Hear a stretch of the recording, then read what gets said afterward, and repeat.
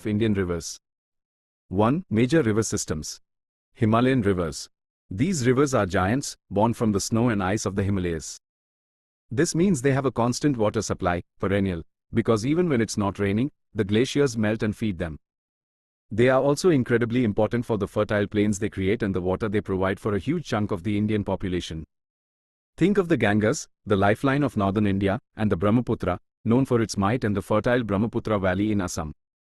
Peninsular rivers. These rivers are a bit more laid back. They mostly rely on the monsoon rains, so their flow can vary dramatically throughout the year. They tend to be shorter and have a more fixed course compared to the Himalayan rivers that carve through mountains. Examples include the Narmada and Tapi, flowing westward, and the Godavari, Krishna, and Kaveri, flowing eastward. 2. Key concepts. These are like the building blocks for understanding how rivers work. Drainage basin. Imagine a giant bathtub. The drainage basin is all the area where the water flows into a single river and its tributaries. Watershed. This is the edge of the bathtub. It's a high point that separates one drainage basin from another. Tributaries. These are like the smaller streams and rivers that flow into the main river, adding to its volume. Distributaries. As the river approaches the sea, it might split into smaller channels called distributaries, spreading out its flow. Confluence. This is the meeting point, where two rivers become one. Think of the famous confluence of the Ganges and Yamuna at Prayagraj. Delta. When a river meets the sea, it often drops the sediment it has been carrying, forming a fan-shaped area called a delta. The Ganga-Brahmaputra delta is one of the largest in the world. Estuary. Sometimes, instead of a delta, a river forms a wide mouth where it meets the sea, influenced by tides. This is an estuary. 3. Significance of rivers. Rivers are more than just water flowing through a landscape. They are vital for water supply, drinking, growing crops, running industries. We need rivers. Fertile plains. The sediments deposited by rivers create some of the most fertile lands on earth, perfect for agriculture. Transportation. Rivers have been highways for people and goods for centuries. Hydropower.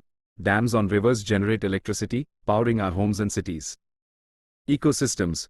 Rivers are home to a huge variety of plants and animals, supporting rich ecosystems. 4. Challenges. Unfortunately, our rivers face many threats. Pollution. Waste from factories and cities pollutes rivers, harming wildlife and people. Flooding. Heavy rains can cause rivers to overflow, leading to devastating floods. Water scarcity. As our population grows and the climate changes, we are putting increasing pressure on our rivers, leading to water shortages. 5. Conservation efforts. The good news is that people are working hard to protect our rivers.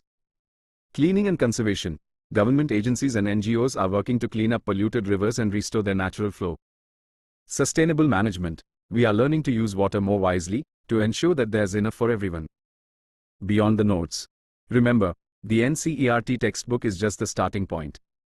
To really understand rivers, you can look at maps, see how rivers flow across the landscape, where they rise and fall, and how they connect different regions.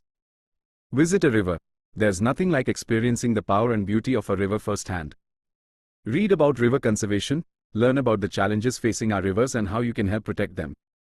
Rivers are the lifeblood of India. By understanding them, we can appreciate their importance and work to ensure that they continue to flow for generations to come.